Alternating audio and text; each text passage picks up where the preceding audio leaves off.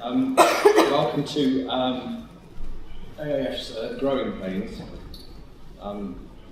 This was an idea for a panel that I put to Paul a little while ago, and it was basically an idea that there's pretty much too much positivity, I think.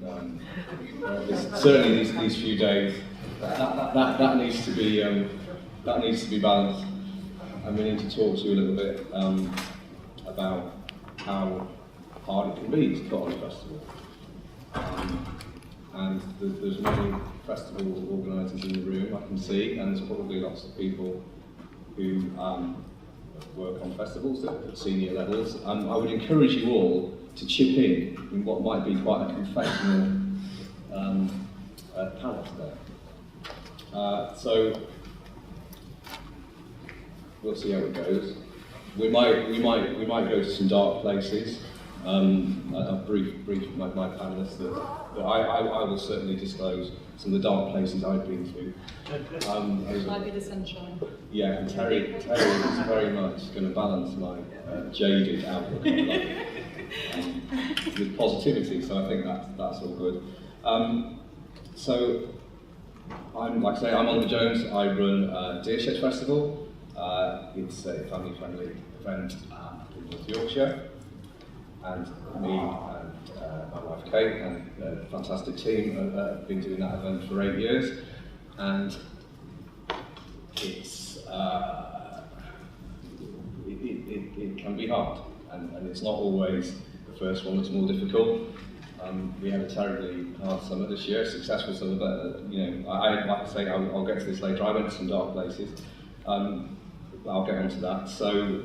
Yeah, that's me. I'd like to each of my panellists can introduce themselves, and perhaps for people who don't know their events, just talk about the size of the festival and how long your festivals have been going, and perhaps a little bit about what your organisation is made up of in terms of your staff. Who have you got on your team, and who carries the can if it all goes wrong? Shall I kick off? You can start. So I am Terri Hall. I work for Victoria's Festival, which is a family-friendly music festival that takes place on the August Bank Holiday weekend down in sunny Southsea in Portsmouth, Hampshire. It started, I think this year was our 5th year, and it grew real quick. The first year was sort of 50,000 people. Now we're up to about just under 150,000 people over 3 days. It's a bit different to a normal, typical festival. We are a day festival with a very low price point. And the main reason initially that we did that was because Portsmouth, where we live and love, is not particularly minted. It's a lovely area, but it's got its issues, as everywhere does. But it's they're not super wealthy, and we wanted to be able to give people that perhaps couldn't afford to go to some lovely festivals that are super lovely, but a bit pricier, And so our festival has a very affordable price point. You can get an early bird ticket for sort of 20-25 quid, and then it goes up incrementally as you get closer to the event. And you can choose to come for a day, or 2 days, or 3 days. Now it's 3 days. This year was the first year we did a Friday, normally just a Saturday, Sunday. This year we added camping for the first time, don't have to camp. You can come and stay with friends, family. You can just be from the local area and come. You can get the train, get the bus, walk, cycle, get the ferry. Obviously, it's real close to the Isle of Wight and such. And so it grew real quick, and we had to obviously get our heads around how to deal with that real safely, really quickly. I have been with the festival right from the very beginning. I was the event manager at Portsmouth Historic Dockyard for 7 years, and that's where the event initially started. And we used to borrow loads of land off the naval base and beat them up and make them give us a bit more space. But obviously the aircraft carriers were coming in, and so their priority wasn't giving me what I wanted, it was organising the jetty so that they could actually bring these warships in and do what they need to do.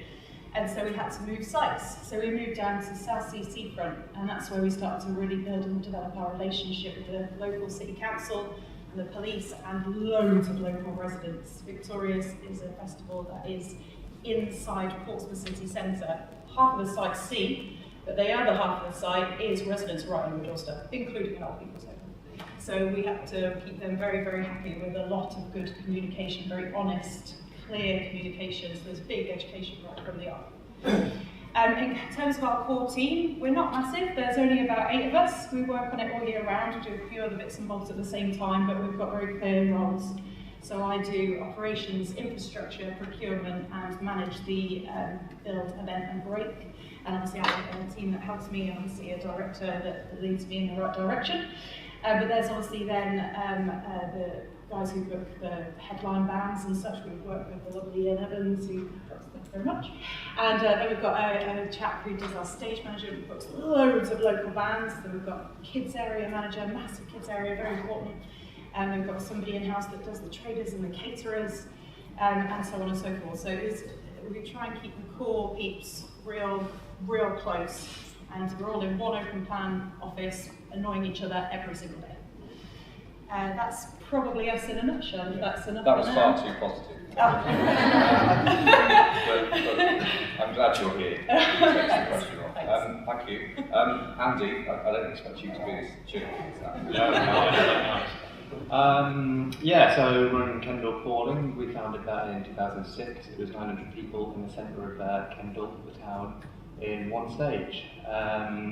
Yeah, that's slowly grown actually. So quite the opposite. Slowly grown to 25,000 people just by adding an extra 1,000 here or there every year or so. So yeah, there's 25,000 people now. We've also got the Electric Fields Festival in Scotland, Blue Dot Festival at Dropping and an inner city festival called Off the Record. But yeah, I'll talk mainly about Kendal because that's the longest running one. Yeah, so we with that one, we originally did everything ourselves. There was just the 3 of us, and we did all the production and whatnot. Over time, that became apparent that we couldn't do everything in-house, so we subcontracted the production element of it out on the side. But we'll still do the marketing, the band booking, and the concessions, and stuff. Well, all the other parts of the production in-house. Yeah, that was it. I'm Goc O'Callgahan from ArcTanGent Festival. I'm one of 3 founders and directors of the festival.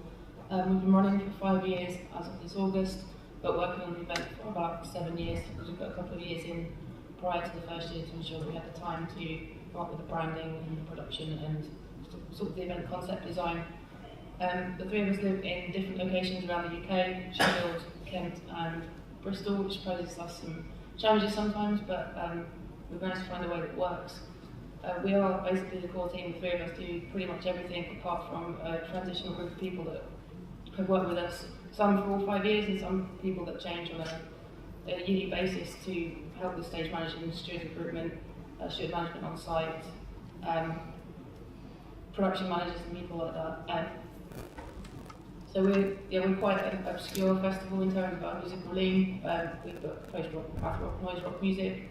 And we like to think that we are the world connoisseurs of that type of music, and therefore we've attracted some sort of interesting clientele. We have people travel from all over the world to come to ArcTanGent, which was not something that we could have forecast when we first set out to run the event. Initially we were just going to target the southwest, specifically Bristol, because that's where we thought people would travel from, but actually now we've got people travelling from as far as Chile, Mexico, New Zealand, Japan. Our global heat map is actually quite ridiculous if you look at it for such a small event. We're only 5,000 people, but if you think how far those people are travelling and the money they're investing to come to a soggy damp field in Somerset, slightly mind-blowing. Joe, I wonder if, from a personal level, whether you thought you would end up being a festival director. Is this something that you thought that you always wanted to do, or is it something that... We were talking quite candidly last night about the harder aspects of what we do and the night terrors and when we're in our lowest places, and you sort of intimated that you find it a difficult job. For me, it's always, I would like to describe being a festival director as the best job and the worst job in the world sort of simultaneously. I think that's. I'd agree with that. I think I don't know that I necessarily set out to be a festival director. I think my earliest job I wanted to be was a lumberjack. But I still do cut down trees occasionally, being a Kevin pathways and whatever. But I knew from a very young age that what I wanted to do was to create memories for as many people as possible. And I think by facilitating events, I not only run ArcTanGent, but a number of other events as well. And a festival is a really great platform to bring people together, and I seek so much enjoyment from seeing people having a great time, hugging, strangers in the pit, or the stories that they put out on social media afterwards. That is the thing that kind of really makes me tick. I think that is the reason why I'm prepared to put myself through those real low points. Stand out in the cold, putting up fencing, pulling out scaffolding, whatever it takes, in order to facilitate those memories. Because actually, that for me, those highs are a lot higher than the lows that I feel. But part of the challenge that I face is that I don't particularly like big crowds of people. So arguably it is the worst possible environment to create for myself. And I also don't like sitting in front of big crowds of people. But it's the things that you're prepared to do to achieve that dream. Something I kind of struggle with is that I think my job is inherently selfish. I am doing something that I want to do because I'm not prepared to work for somebody else's dreams. But actually, the way I can kind of offset that is when you hear the stories of people that have had a really good time and the enjoyment that they've had as a result of your hard work, that makes me feel slightly better about what I do. Yeah. I guess I've got one or two kind of anecdotes here, which I might call that, but I kind of want to tell you guys and share with you kind of, how the sort of year that we've had a deer show this year. So it was our 8th festival this year, and like I said, you start off with your first one, and a number of things go wrong with that. So it's like a 4 weddings and a funeral thing when Hugh Grant is talking to his badly cast love interest about her ex-lovers, and then she goes through a long list, and she remembers which the first one was, second one, third one, fourth one. It's like that with a list of deer fits. I've got here. The second one was alright. Third one was like rained a bit, but it was fine. First one, the beer ran out, and I ended up being a security guard. We didn't think that during the build that we would didn't cross our minds to sort of employ someone to camp out overnight. I camped overnight, guarding a generator in my tent, and got absolutely freaked out. Like went all sort of apocalypse now. Almost got put a couple of mud on the face, and sat on a Herrick fencing boot looking for a wild one. So that was I went nuts on that one. Fourth one, right. Fifth one, eco light in the water system. 12 hours before we opened. I'm sure I'm going to go through all of you with these sorts of lists. It's just massive therapy for me. Six was alright, 7 was alright, and then we get to 8. We think by this point we all knew what we were doing, but it rained for the first time, and you guys all know how hard it is even to get a festival open, to get to the Friday. That can kill you, and every Saturday of the festival, I kind of go off radio, and I typically go back up to our house, which is just half a mile up the road. And I sort of think I'm going to die, but that passes in a couple of hours, I'm all right again. But this year we were very worried about the welfare of our audience. Our audience is very, it's a family audience, and there was this big red front coming in, and we've never had to deal with rain before, and it shut it down. And we were very worried about what happens when the car parks turn to mud, and you've got all these families trying to get home, and they've got kids in the car. And we sort of sat there having our 8 o'clock meetings, and thinking, right, what are we going to do? And we were also exhausted, really, that I was worried, well, who's, come Sunday when the worst might happen, who's going to make the decisions, who was going to be there, who would be our sounding board to help us. And the whole team was fucked, really, not just me. Everybody was like, was in a fairly bad place. And it was by no means a catastrophe. The show was great this year. But I felt, just like Robbie felt, I think, when he started the AIF for the first time, and he had lots of tent thefts, that he had sort of no one to turn to, really. And that's why he started the AIF. And I turned to the only person I could turn to on that Saturday morning when I was thinking, well, I normally think I'm going to die now because my body's in this stage. Stress and hypertension, all these things that we know as symptoms of stress. And I chose the only person that I could think of, which was Andy. So it is confessional, isn't it? So I phoned Andy up on the Saturday morning, and I just someone to talk to, really, just somebody like, despite being sort of like probably 20 years my junior, a man who was has done far more festivals than me, and successfully built them all up to what they are today. So I gave him a ring, and he told me stories that were far worse than mine, actually, and I felt a lot better after talking to him, and I didn't die. But that's kind of like, I don't know whether people sort of realise what we go through, and the highs are amazing, but the lows are very low. I've set the tone, haven't I, now? But I just wondered, can John, do you want to kind of tell us a bit about? We'll get to Terri and she'll focus all that. Oh no, I've got some bad ones, believe me. Yeah. Okay. No. Do you want to start? No. Do you want to talk about the Well, if you want to, I mean, we can go on. We can steer it. We can steer it all towards like, oh, well, we'll get bigger and all that. But if we need to, and I mean, there's nothing quite like hitting the Sunday of an event. You've been on site for 2 weeks, arguably longer, feels like 3 years at that point. We've had 5 years of apocalyptic rain, which is soul destroying, especially when you've worked so hard to put on this event and all of the feedback is, can you do something about the weather?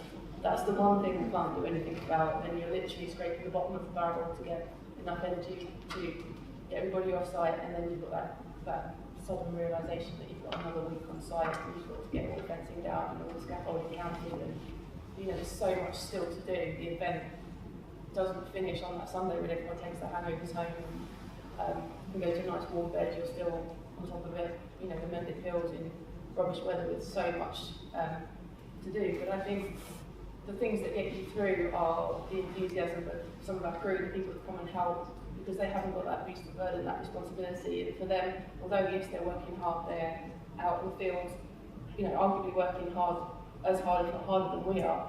For them, it's still a sense of fun, so they can be a real sort of helping you to deal with the monstrosity of what you still got left to do in order to get off that side.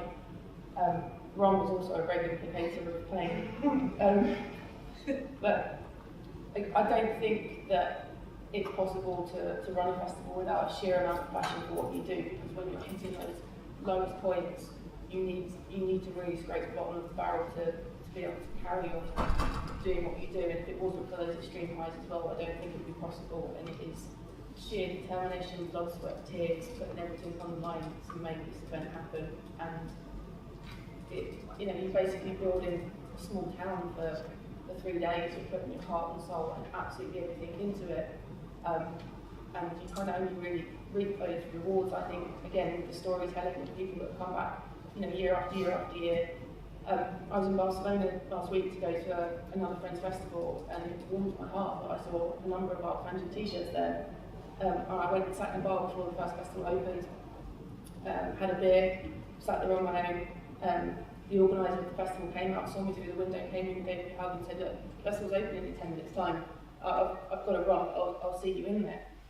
So I go to pay for my beer, and the man behind the bar goes, no, I'm like, no, but I haven't paid. Like, I tried to give him the money. It's like, no, that guy there just paid for your beer. Didn't even speak to this guy, didn't know who he was.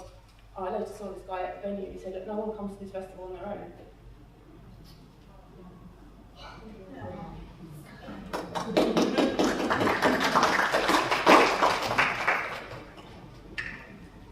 John, I think it's that power of the community that we built that is so important. Yeah. Do you feel that whilst you take on sort of a burden yourself, how do you feel about pushing that burden onto sort of members of staff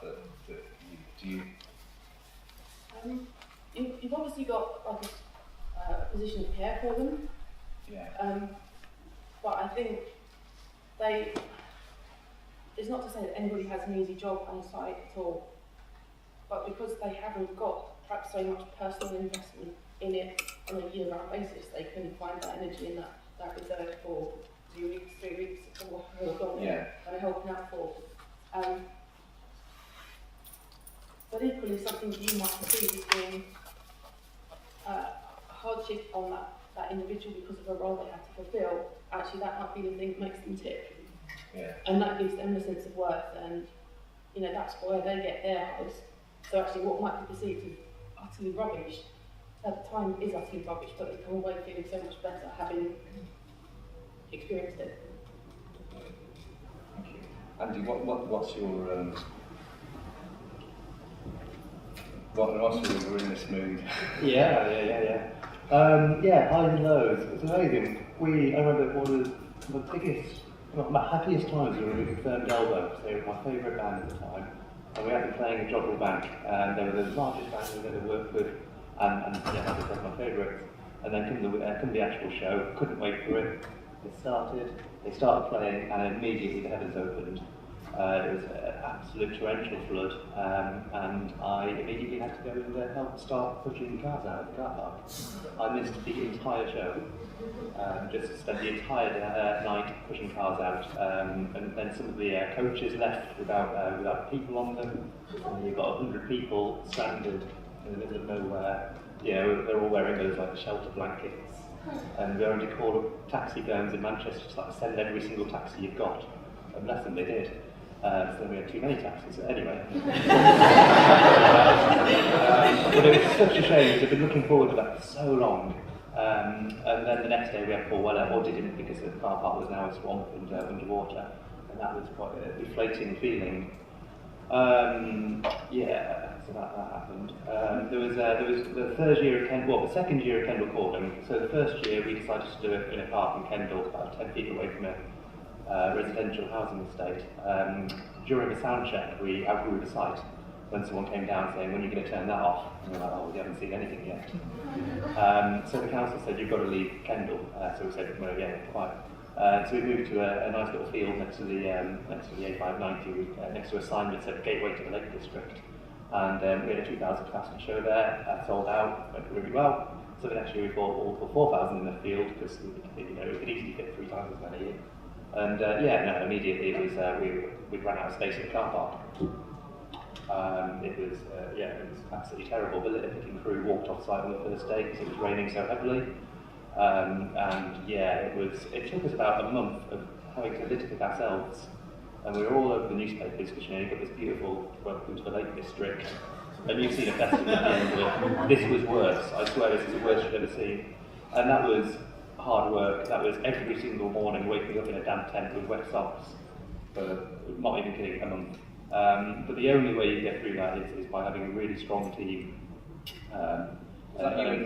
You invent sharing a tent?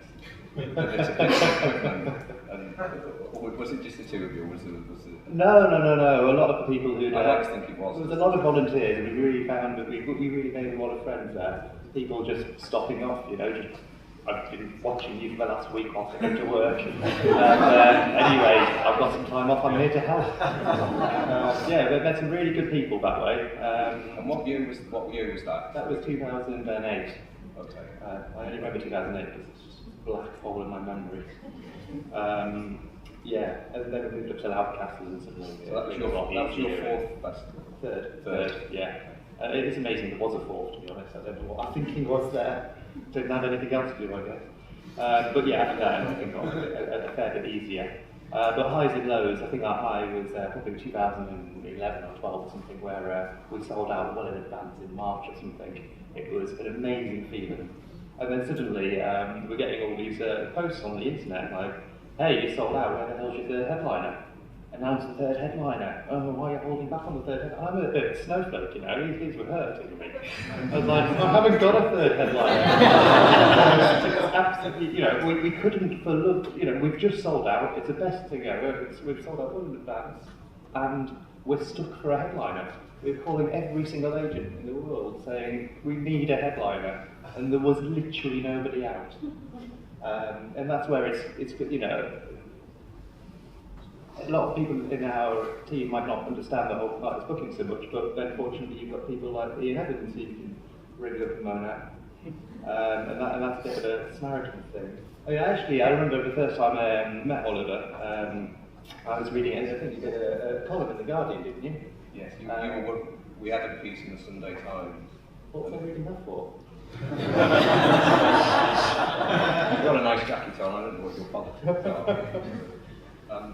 Yeah, and I think probably what happened, it was sort of us, the Lisa Verico, who we knew previously, it was our first festival, and I think you'd seen us in the Sunday Times, whichever it was. I think you panicked, actually. I think you panicked because I think, who was this on my patch? No, you had a column. You had a weekly column in the guide. It totally happened. And it was entitled something like How to Start a Festival. I had a blog, actually. I had a blog. I think it was a printing out of your blog or something. Well, you should probably get some money for that. And I started reading this, and it was like, oh, I had those problems. Oh, he's got that problem as well. I remember we had that one. And I just saw so many, so a reflection of what we've been through. Yes. So I reached out and said, hey. Yeah. I've had that reaching out like that before when the local promoter at the city sort of, we got on our first festival, I was sort of summoned for a pint, you know, in a quite fairly sinister, like, horse's head in the bed sort of way. So we could, you weren't as sinister as that. There was a festival booker, artist booker down south who, their festival was on our weekend, so we thought, oh, we'll reach out to them. It wasn't Alex. So I reached out to them and I said, oh, I can speak to the artist booker, we can probably share some artists. And I got a phone call back, and we had a long conversation about who was available and generally moaning. And she said at the end of the conversation, oh, it's so great, I've been doing this for many, many years, and I've never actually spoken to another booker, and you know, there's so much to get off the chest. I just remember being absolutely stunned. There's no way I could have managed without, you know, having people to speak to about these particular pains. Yeah. So yeah, anyway. Yeah. Thank you. What my point is. Who was the headliner? Example. Yeah, we managed to get the festival to drop the exclusivity, which was kind of them. But yeah, I think that happened in, like, we announced them in the beginning of June. Weird. Terri, some low points? I don't think, well, we'll see. No, there truly have been some. I said we grew so quick, they were definitely great pains. So the first year we did Victorious, I think I worked 20-hour days for 6 days straight. I was quite tired, and I remember sleeping at my desk, which wasn't a good idea, and definitely my manager at the time would not have been thrilled, definitely didn't tell him. And I remember drawing on a map, because I had cleaners coming in that we had to get last minute and pay the earth for, just circles, piss, beer, piss, sick, mound of I don't know what. And I remember going down to the front of the office and going, please could you just, start on that? And it had been a beautiful sunny weekend, that particular weekend, which normally would be great, but at the time we were in the naval base and, you know, they were expecting the land, their beautiful, pristine car parks and, you know, lovely tarmac road right next to HMS Victory, you know, the nation's flagship, to be miraculously sparkling calling because it's the Navy, you know, they're really able. Within like an hour, I was like, oh, I'm not ready for this. So yeah, that was definitely a low. And I actually lost my car that day. That was interesting. I had to get the MOD police to help to find my car. So very tired, didn't drive it home. But then the highlight then is the next evening when you take the crew to the pub and, you know, we started the Golden Podger Award. So whoever, you know, we all felt that the crew member worked the hardest and did probably the shittest job, gets the Golden Podger, and now that's become a, you know, a real annual occasion. So they're definitely lows, but you grow with them. Yeah. Okay, cool, thank you. Just to pull it back maybe a little bit to, you know, we've talked about pain, we've done there's growing pains, and there's pain in general actually. Why, bring it back a little bit to kind of like, why festivals? Why do we, obviously it's kind of like, you know, you can have if you're just starting out, you can have a very small festival and it can be awful. But you can also, you know, that obviously applies to the big ones as well. But why do you think we feel the need to have bigger festivals sort of in the first place? And I'm getting at really to what extent ego, which I feel is sometimes the elephant in the room. When I went to my first AIF meeting in probably 2011, I sat in the Chiswick AIF offices, and on one side of me was James Barton, Creamfield. Probably Freddie was there as well, and I'm pretty sure Bob Back was there. And I think me and Lee Denny, I think only just sort of joined, sort of sat around the table. It was about this size, just sort of, what are we? Why are we here? How come we are here? And I think when you're just starting out and your festival's new, and you've got 1,000 people, it's very obvious when you're sitting next to these people. Guys who've got big successful festivals, 50,000 people. And I think I will admit that you know, I'm not very egotistical, particularly, and I think festival organisers in general are not. I think we're sort of like we're not gregarious. I don't think we're quite just, you know, we're not overly flamboyant, but there's a little bit of ego in what we do. So there's a confession. And there's a whole idea of collecting things, isn't there? There's a whole idea of like, well, you know, I'm going to create and in some way own all of these amazing bands. And I wondered whether you feel that, Jock. To what extent do you think ego is drives you forward? I think some of us. I think, for example, like to come back to some of the things that have gone wrong this year, to say, you know, the Hope and Glory thing in Liverpool, and other things that have kind of gone wrong. You think, well, what extent does ego play in people's, in festival organisers doing what they do, and to what extent can it destroy them as well? You know, to what extent can it make you do things that you ought not to do in terms of spending money on bands, etc., etc. I've already touched on the fact that I think running a festival is inherently selfish, because ultimately you're curating perhaps your dream lineup, or you're creating this Neverland for a few days to bring people to come and indulge in your dream. You know, you're creating this alternative reality for a few days that people step outside the real world to go and see a lineup of bands that you have chosen, or to go and use the space that you've created. So I don't think you can do that without an element of ego. I agree that we're not necessarily gregarious characters, we're not necessarily egotistical people that go out there seeking, you know, a pat on the back from every single person, but it's a combination of doing something for the love of what you do, but knowing that you can do it in a certain way to deliver an event that the people want to come to. If you don't have that element of self-conviction, you're not going to deliver an event that people want to return to year after year. So I think definitely ego plays a small part in it, but not in a showy sort of egotistical way. I think it's very subtle, and perhaps people have an element of ego about what they do for slightly different reasons, but ultimately if you can find that balance within your team, you'll put on an event together that won't be about shouting about your ego, it's about shouting about the fact you can put on a cool event, you can attract those calibre of artists, that number of people, and you can create those memories for people that they then potentially carry with them for the rest of their life.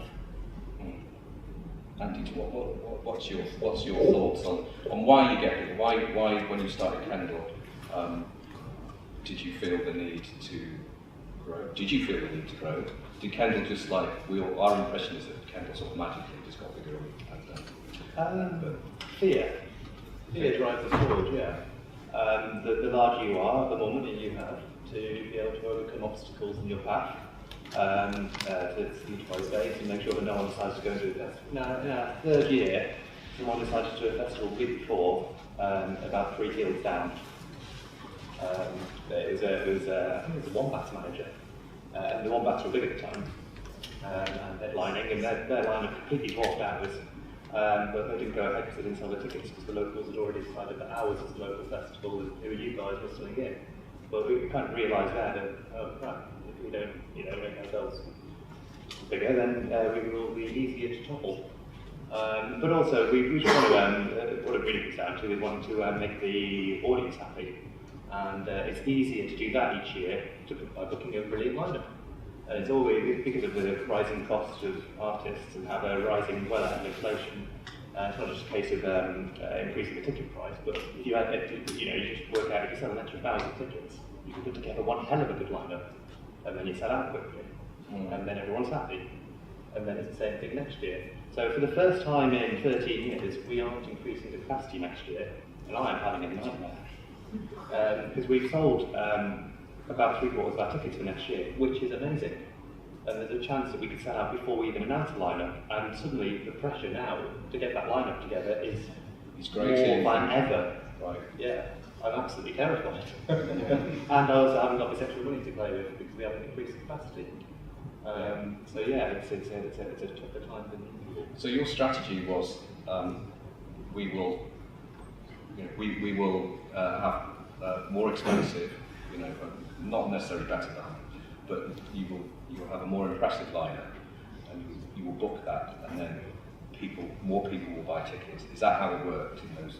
Yeah, I think so. When we were 4,000 capacity, just going to 6,000 and then having an extra £200 or whatnot to play with on artists was, do something that wows people. And so you set out and you said, right, well that's how many tickets I want to sell, and that's how many tickets I will sell. And therefore that's how much money I've got to play with. Yeah, well, so, I think in that fourth year we said, right, we'll do 5,000 capacity, it seemed like a nice number. And then, we looked at what was available, who was available, and I thought, if we just had an extra 1,000 tickets, you could get a hell of a lineup together. Sounds easy, doesn't it? But, yeah. So, Terri, in your view, kind of, sort of extent does the more egotistical. So for us, it was initially it was about Portsmouth. It's a very densely populated city that often is completely overshadowed by the rest of the south coast. So Brighton's really exciting, and Bournemouth's really beautiful, and we can go to West Witterings for the lovely sandy beaches, or we go down to Cornwall for surfing, and Portsmouth is kind of this dead zone unless you're going to the Isle of Wight. And we really want, and it's it's lovely. There's some really interesting parts of Portsmouth that are completely unheard of, and so we really wanted to tell people about them and start to create a bit more community feel with the festival. And so that we realised very quickly, obviously, that family was super important. We have a huge family area. 3 generations, more than often than not, come to the festival. Kids areas sort of 10 till 6, and the actual festival itself sort of finishes at 11 p.m. So it tends to be nans and granddad takes kids home, and mum and dad stay out. Sometimes the teenagers with them. That's lovely. But it was really, really clearly in the beginning for us about bringing Portsmouth together, because there used to be events on. There was a big Heineken festival there, and everybody talked about it for years, and it went and nothing replaced it. And that didn't seem right. And now slowly people are really starting to recognise Victoria's as part of Portsmouth now. It's really improved the entire city's reputation, which we're so pleased about, and we do a lot of work with independent economic impact assessor and researcher. And last year, and it's grown every year now, we've managed to bring in over 8.4 million positive economic impact last year alone, and we're hoping to get over 10 million. So even things that we are not necessarily helpful for the event, so allowing re-entry, or it being a day festival, it's not handy if they're going to, they can go out to the local shop to get, their food and drink and whatnot. It's better for the community and for the local businesses, and that ultimately makes the whole thing boom, because then they can, come and the hotels are full, and the local shops are doing really well, and they're sold out of beer in the bloody local shop, but they're still coming and buy it with us if we're clever enough to put an afternoon headliner on that they want to see. And so for us, it was initially really about going, hey, we're freaking Portsmouth and we're really good too, screw you, Brighton. A little bit. Maybe, we've got 10 minutes or so. Just very quickly, maybe talk about how, Andy, if I start with you, how we can make our lives a bit easier, maybe. Say, for example, going back to, you were telling a story about your litter picking, and you're obviously very hands-on there. And you probably don't litter pick anymore. And you made the decision, I think, at one point for various reasons, you weren't going to, say, do your production. Which I guess means that you are not putting tent to yourself, and you are not putting fencing up for yourself. You'd be amazed, 10 minutes before the doors are supposed to open for the first time on Thursday. Yes. You are doing a bit of everything, yeah. Right, yeah. All hands on deck. Yeah. But what do you think about the structure of teams, and how is in your mind this idea, you've got a picture of the ideal festival team structure in order to survive all of these pains and difficult things that we've been talking about? Is there Well, I think ideally everyone would just have their specialist area and then a specialist thing to dedicate themselves on, rather than have to be drawn across numerous different projects or places. But I think that's not really possible unless you're Glastonbury or a large festival with what we can get with a very large budget behind it. Yeah. And do you think that you are always, for reasons of budget, winging it a little bit, or do you? We didn't think so at the time. I don't think. No. Yeah. But we did realise slowly that the more that we can dedicate, we'll have one person dedicated to marketing rather than trying to do marketing and sales, marketing and at the time it was my brother, and he was also procuring the production equipment. And it was just, sometimes when tickets aren't selling, but he's trying to get a new lease on a digger or something over it. Like, I don't know, you've got to concentrate on selling the tickets to the video or not, no one is. Yeah. And he's saying, well, no one's buying a ticket, so that's like a good point. So yeah, I think specialise as much as possible. I don't know why we think you do that. Always handy. John, what's your sort of structure like, and how does it? Have you got things in mind that will make your life easier in terms of more people helping you, or the organisation of who does what, and keeping, say, members of your team fresh and ready to jump into action? I think certainly if we had more money, we could put more resource in place. Certainly if we could have, the tickets sold out earlier on, we could then put more in place again. So having that pot of cash up front would definitely help. You mentioned the fact that we're in different locations. Sometimes that can be problematic, that we don't sit in the same room with each other very often. So that poses some complications that a lot of meetings are done over Skype, and actually they're not always as beneficial as it would be if we were sat, over a pint or, somewhere like Congress. I don't necessarily think that having any more directors in the mix would help. I think we've got a nice balance between the three of us, but it's quite easy to make some decisions, and we will kind of know where we work and how we work together. After 5 years, things get done. But then maybe that needs stagnating and we should be doing more to kind of push our own boundaries and diversify what we do, or bring in different talent that can help us to see the event from an outside perspective and help that event grow. We're definitely growing as an event. So this year we increased our license capacity to 10,000, not with a view to sell 10,000 tickets, but with a view to selling 5,000 tickets and having the allowance for the additional crew and artists and whatever on site. But obviously, if we were to get to the point where we could sell those extra 1,000 tickets, that is, more money in the pot that then helps with developing new spaces or booking, a slightly bigger lineup or, better artists or bringing in a new area that we perhaps couldn't do before. So certainly money would help. Being able to outsource certain things, which we did this year for the first time with bars, frees up more time for us to work on other things.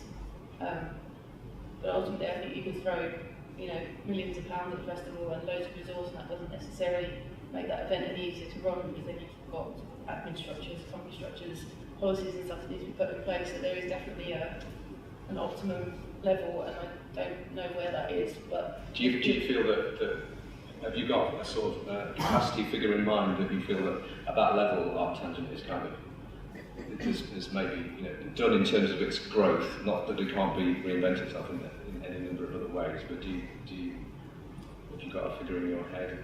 Certainly on the site we would be restricted to, I think, a maximum of 20,000 people. In my head, I don't think I would want the event to go much bigger than 10,000 people.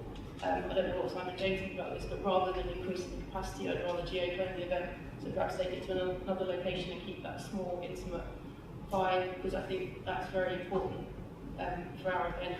Our atmosphere is incredibly friendly, and it's really nice having that bubble of different languages going on. That adds a really nice dynamic, and I think that could be diluted if you increase the capacity too much. So my personal choice would be to keep it a maximum of 10,000 people, but perhaps run another one in the States or Australia and do 6 months offset.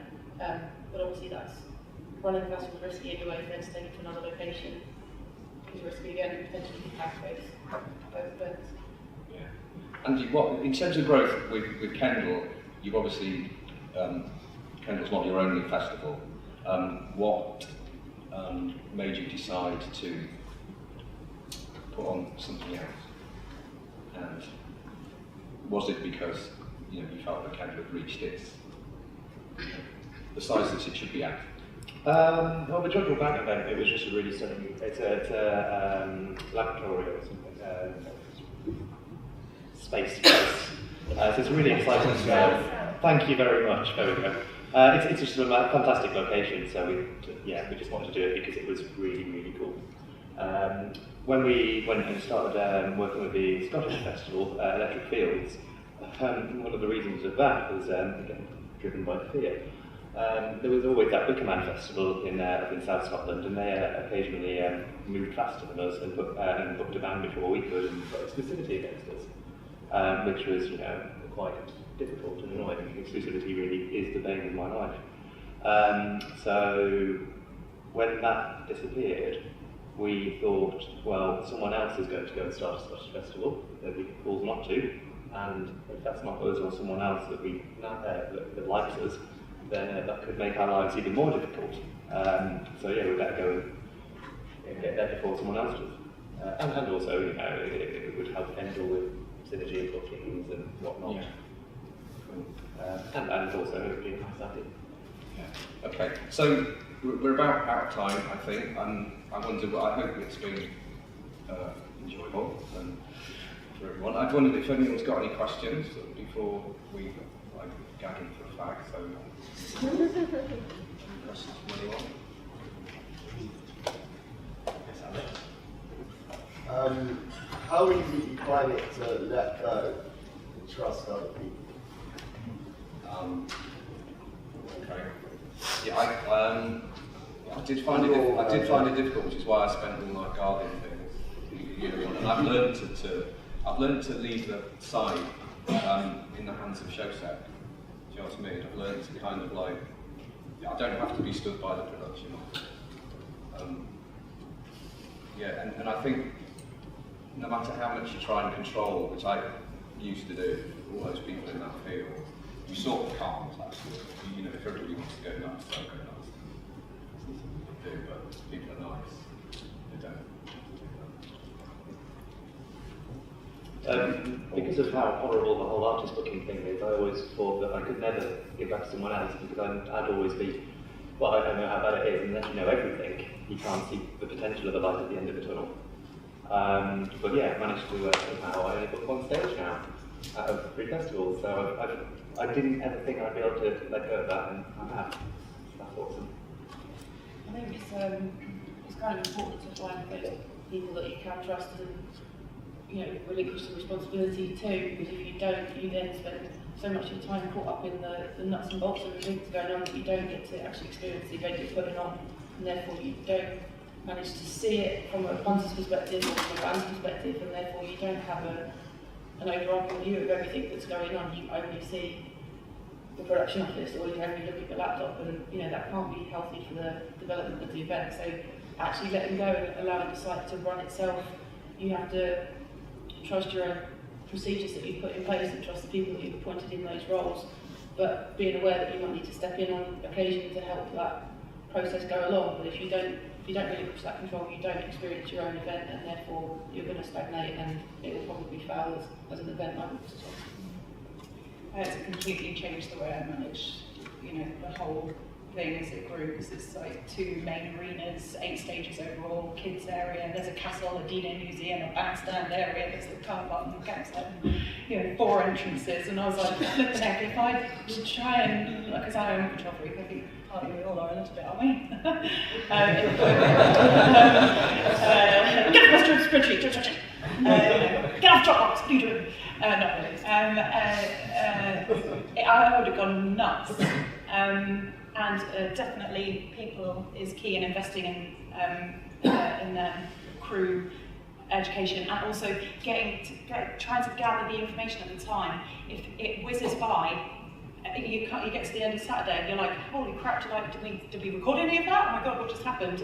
What were our peaks? What was happening where? Have we looked at the CCTV? How's the event log? You know, and then actually doing loads of analysis on that afterwards, so that we can figure out if you make a mistake, never to make the same mistake twice, and to try and improve everything, so that the customer and you know, and the family of Victoria's is getting the best experience they can. So we all the whole gang had to go, right, step back, how many extra people do we need to help and overview this and make it as good as we possibly can? Do you find it hard to let go, right? Yeah. Any other questions before we wrap it up? Cool. Well, thank you all for coming. And,